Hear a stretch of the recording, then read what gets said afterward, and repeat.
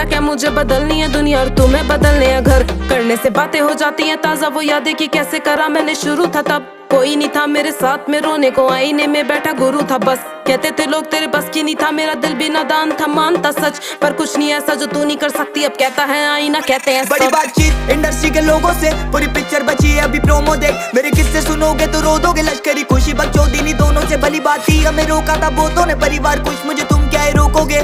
बिस्तर बना देंगे नोटों के, अगर मेहनत को पैसों से तोलोगे।